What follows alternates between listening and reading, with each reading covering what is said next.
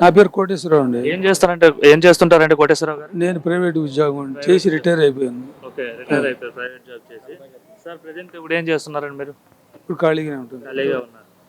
Okay, overall గా ఎలా ఉందండి? కూటమి ప్రభుత్వం వచ్చింది కదా, ఏమనిపిస్తుంది అసలు? పరిపాలన బాగుందండి, చాలా బాగుంది. అన్ని రకాలుగా. అంత బాగాలేదని చెప్తున్నారండి చాలా మంది. లేదండి, బాగుంది. అవగాహన ఉండాలి, ఎవరికైనా అర్థమవుతుంది. పరిపాలన చాలా మార్పు ఉంది. ప్రజల కోసమే పరిపాలన చేస్తున్నారు. అంటే 6 నెలల్లో చంద్రబాబు తీసుకున్న నిర్ణయాలు ఎలా ఉన్నాయండి? పెన్షన్ పెంచేసి 1వ తారీఖున ఇవ్వడం కావచ్చు, అంటే ఒకరోజు ముందుగానే ఇచ్చేస్తున్నారు పెన్షన్, ఆదివారం వస్తే. బాగుందండి, పెంచి ఇవ్వడం అనేది. అందులో ముందు నుంచి ఎలక్షన్ ముందు నుంచి కూడా 6 నెలలు కూడా కలిపిచ్చాడు. అది కూడా చాలా మాటకి కట్టుబడి ఉండే మనిషి చంద్రబాబు. అందువల్ల ఆయన చెప్పాడంటే 100% చేస్తాడనే నమ్మకం ప్రజల్లో ఉంది. గ్యారంటీగా చేస్తాడు ఏ పని అయినా. అసాధ్యమైన లేవు ఆయనకి. రోడ్ల పరిస్థితి ఎట్లా ఉందండి? రోడ్లపైన అధికారంలోకి వచ్చిన వెంటనే రోడ్లపైన కూడా ఈ ప్రభుత్వం దృష్టి సాధించింది. సంక్రాంతి లోపు గుంతలు లేని రాష్ట్రంగా, గుంతలు లేని రోడ్లుగా మారుస్తామనేసి అయితే చంద్రబాబు గారు హామీ ఇచ్చారు. మరి హామీ మేరకు పనులు జరుగుతున్నాయా? రోడ్లు గుంతలు లేకుండా పూడుస్తున్నారా? తప్పకుండా పూడుస్తున్నారండి.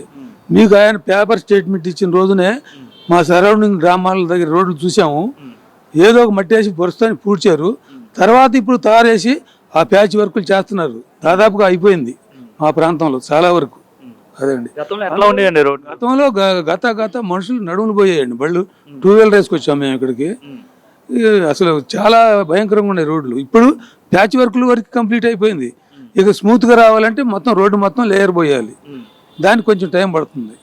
ఇప్పుడున్న పరిస్థితులు ఆర్థికంగా మొత్తం లూటీ చేసి ఉంది కాబట్టి గత గవర్నమెంట్ ఇప్పుడు అన్నిటికీ అన్ని రంగాలను చూసుకోవాలి కాబట్టి ఇది వీలైనంత వరకు 90% పైనే రోడ్లు మ్యాక్సిమం ప్యాచ్ వర్కులు జరుగుతున్నాయి. అయిపోవచ్చిందండి. అసలు గత గవర్నమెంట్ లో రోడ్ల పైన అసలు దృష్టి సాధించలేదా, పట్టించుకోలేదా గత ప్రభుత్వం? అసలు పట్టించుకోలేదండి. 4-5 ఏళ్లలో అసలు ఎంత పని చేయలేదండి. ఎక్కడ గోతులు అక్కడే భయంకరంగా ఉండే. పెద్ద పెద్ద లారీలు కూడా కమాన్ కట్లు ఇరిగిపోయి టైర్లు పగిలిపోయి అక్కడే అలాగుండేది. ఏదైనా వెళ్ళాలంటే లైటింగ్ ఉంటే ఏదో తప్పుకొని వెళ్తాం. సింగిల్ రోడ్ అయితే చాలా కష్టం అండి. ఆ గోతులో పడిపోవటం మనుషులు చాలా దుర్మార్గం ఉండే. అన్ని ఫండ్స్ కూడా తన పర్సనల్ అకౌంట్కి ట్రాన్స్ఫర్ చేసుకోవటం అంతా చాలా లూటీ జరిగిందండి. సముద్ర దొంగల కంటే ఎక్కువగా జరిగింది చెప్పాలంటే.